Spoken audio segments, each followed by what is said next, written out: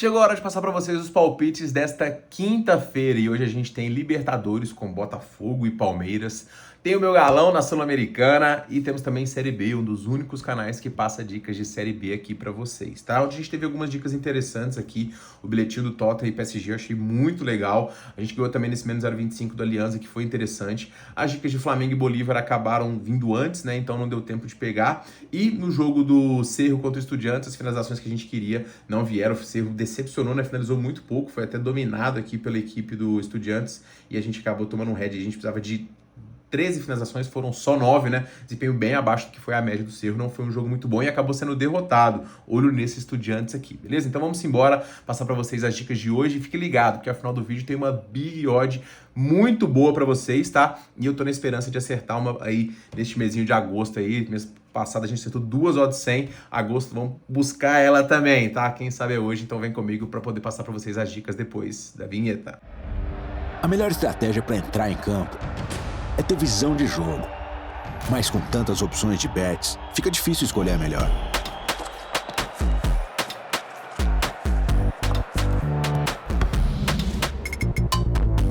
É por isso que eu uso a conta VPAG. Uma conta completa, segura e sem impedimentos, para que você deposite e saque como e quando quiser. Pix com cashback, onde suas transferências têm até 1% extra em suas apostas. É isso mesmo, fez o Pix e saiu na frente. É mágico que isso, né? Amigão. É o seu dinheiro em movimento. Peça seu cartão sem burocracias e faça compras em lojas físicas e online. Com o VPAG é fácil e você ainda ganha pontos a cada transferência para trocar por prêmios incríveis. Vem pra VPAG, a conta digital do apostador.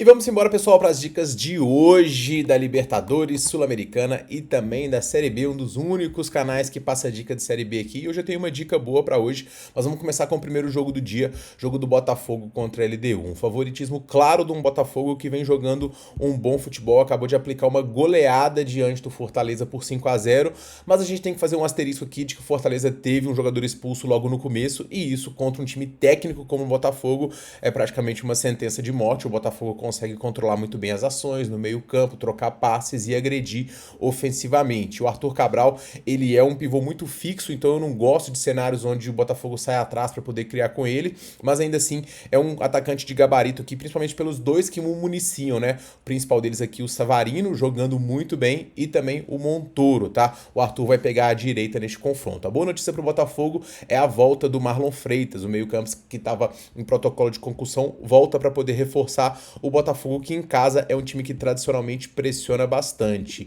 Defensivamente está a maior preocupação do Botafogo, já que o Baço segue fora e também o Cuiabano, além do Caio. Então a defesa do Botafogo aí toda desfalcada. O time em casa tem um desempenho aqui interessante, só perdeu para o Cruzeiro recentemente. Eu estava nesse jogo e não foi um jogo muito bom do Botafogo.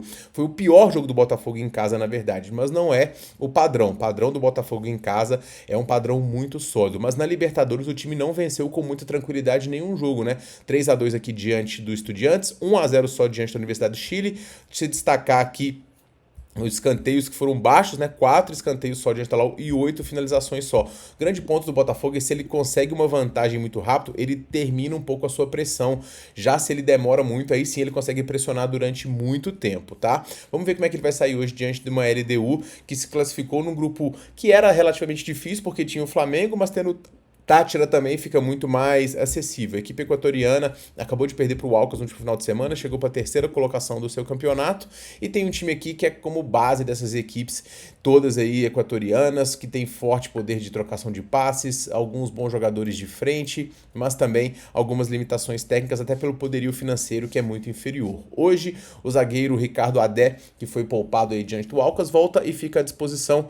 Além dele aí, o time tem o Medina e o Alzugaray, os dois principais jogadores de frente. O time joga aqui num 3-5-2 e vai tentar povoar bastante o meio-campo para poder picotar o jogo, tentar os contra-ataques e surpreender a equipe do Botafogo. E no ao vivo aqui, vitória do Botafogo em 1,80 é o que eu mais gosto, que eu vou tentar buscar. Eventualmente, se o gol sair antes, né, aí não tem como entrar, mas se porventura for um gol da LDU, a gente pega o dupla chance do Botafogo e aí pode pegar 1,70 ou mais, tá? Que o Botafogo não perde esse jogo hoje, inclusive para bilhete, dupla chance do Botafogo é o que eu mais gosto. E no mercado de finalizações, pessoal, protocolo Montoro ativado. A 365 já ficou esperta, a gente pegou algumas dicas nela lá em cotação 2, perto de 1,90 e com substituição mais é muito bom para ele, porque entra eventualmente outros jogadores que vão conseguir finalizar também, mas no caso hoje tá 1,44, mas na BetMGM tá 2,20, então vamos com ele para poder finalizar pelo menos uma vez ao gol aqui, ok?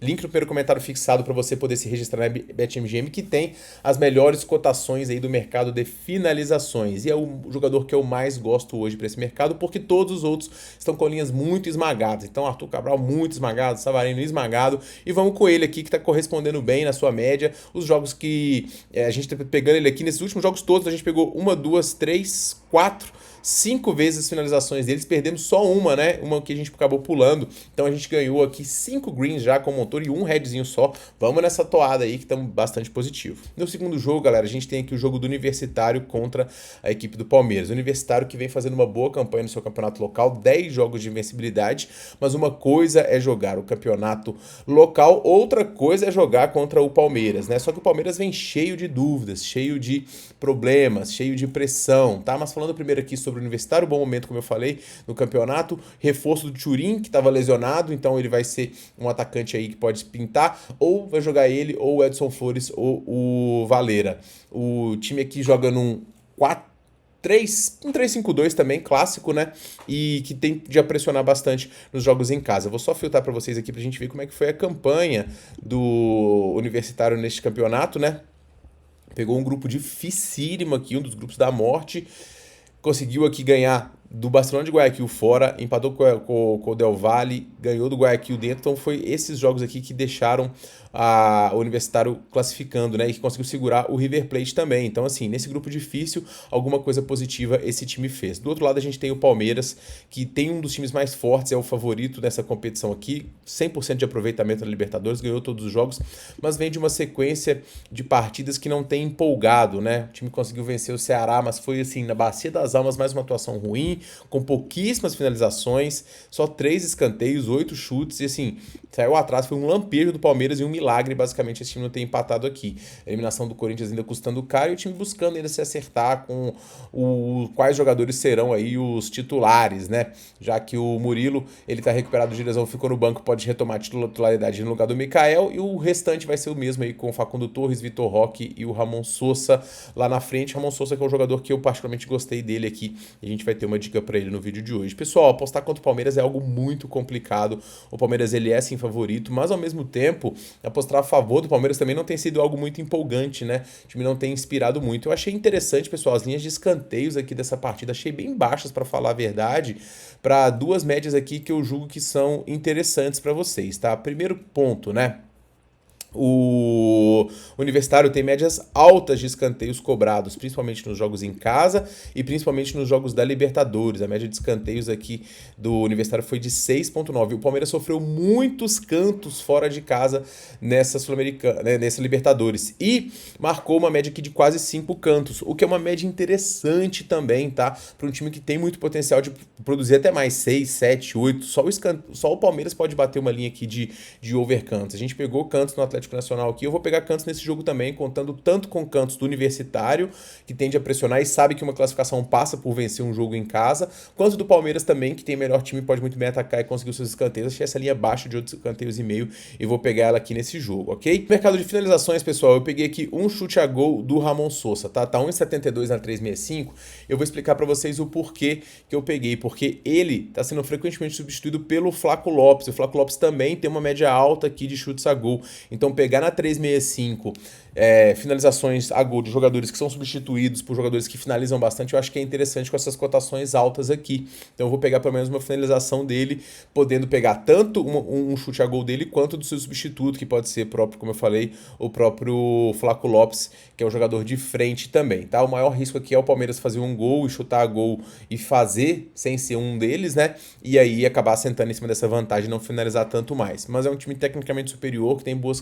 chances de criar, e eu gostei das cotações aqui para ele chutar pelo menos uma vez nessa partida. No terceiro jogo do dia, pessoal, a gente tem o Atlético recebendo a equipe do Godoy Cruz. O Atlético, que ele tá melhorando na competição, ele chega com moral aqui após ter se classificado diante do Flamengo. No Brasileirão conseguiu um empate diante do Vasco num jogo onde poupou seus jogadores e agora vai pressionar de novo a equipe do Godoy. E o Atlético é um dos grandes favoritos ao título aqui dessa Copa Sul-Americana. Hoje o time conta com a volta do Hulk e também do lateral direito Saravia, dois jogadores que foram preservados aí. O time também inscreveu 3 jogadores para essa fase da Sul-Americana, Alexander, Biel e o Renier. Então o Atlético vem reforçado aí para esse jogo e é, como eu falei, um time que tem boas chances aqui nesta competição. O Guilherme Arana voltando também para poder apoiar o time na lateral esquerda. O time do lateral esquerdo do Atlético fica muito forte, tá? O Atlético hoje ele é realmente favorito diante do Godoy, que é um time que vem numa sequência muito ruim, ainda não venceu no Campeonato Argentino nessa temporada, trocou de treinador, vai ter estreia inclusive do seu treinador, mas vai ser um time que provavelmente vem para poder fazer aquele tipo de jogo chato,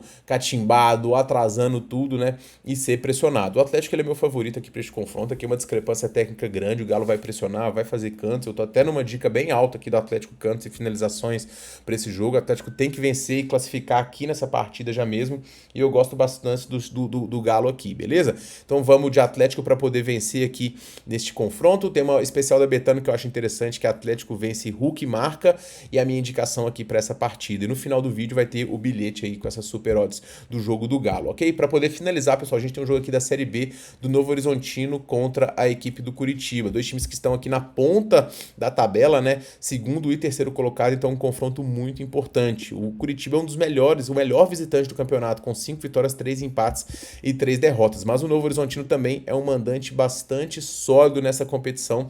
Não à toa, né? A gente vai ver aqui o desempenho do Novo Horizontino em casa, ó, invicto, né? Com 7 vitórias e apenas 4 empates. Então é um confronto hoje realmente bastante parelho, mas eu tenho um ligeiro favoritismo aqui, tá? O Novo Horizontino ele vem de 3 jogos sem vencer, então ele quer retomar o caminho das vitórias, mas ele conseguiu segurar o Volta Lá, que é um jogo difícil, e hoje ele vai poder voltar a contar o técnico loser com o Fábio Matheus, que estava suspenso aí pelo terceiro amarelo. O restante deve ser o mesmo time aí que jogou na última partida. O Novo Horizontino, como eu falei para vocês, invicto nessa Série B nos jogos em casa, uma campanha bastante sólida, vencendo adversários difíceis, e é muito difícil jogar lá. Então olha só o desempenho desse Novo Horizontino em casa, batendo aí grandes adversários, times da parte de cima, o próprio Goiás aqui, pegou também a Chapecoense, pegou o Paysandu, então assim, ganhou do CAP, um desempenho realmente muito bom. O desempenho do Curitiba fora de casa também é muito digno, não perdeu nos últimos 7 jogos, mas o Curitiba tem diversos problemas de desfalque aqui para essa partida, tá? 3 laterais, Alex Silva, Zeca e Bruno Melo estão fora, o lado direito também tem dúvidas, e também tem dúvidas no setor do meio campo. Então o time aqui tem desfalques em vários setores, e embora tenha uma frente interessante com o Castilho, com o Derra Torre e o próprio Josué jogando bem, muito da solidez do Curitiba passa pela sua defesa, já que não é um ataque que marca muitos gols. Pode olhar aqui que 1, 2, 3, 4 dos últimos 10 jogos o Curitiba sequer marcou gols fora. Pessoal, eu achei as linhas interessantes aqui para o empate no Novo Horizontino, um time invicto em casa com seus principais jogadores diante de um Curitiba que, a verdade, eu acho, pelo menos a minha leitura, que o Curitiba tem resultados melhores do que o seu time, fica muito assentado numa defesa sólida, mas com esse ataque aqui, se tomar um gol, fica muito bem defendido. Nesse cenário aqui de empate anula com o time fazendo quase 2 gols por jogo, é o cenário ideal para empate anula, ó. Por quê? Time visitante faz poucos gols, time mandante faz muitos gols e toma poucos gols. Então, assim, se a gente pegar um gol do Novo Horizontino, a gente está muito bem defendido.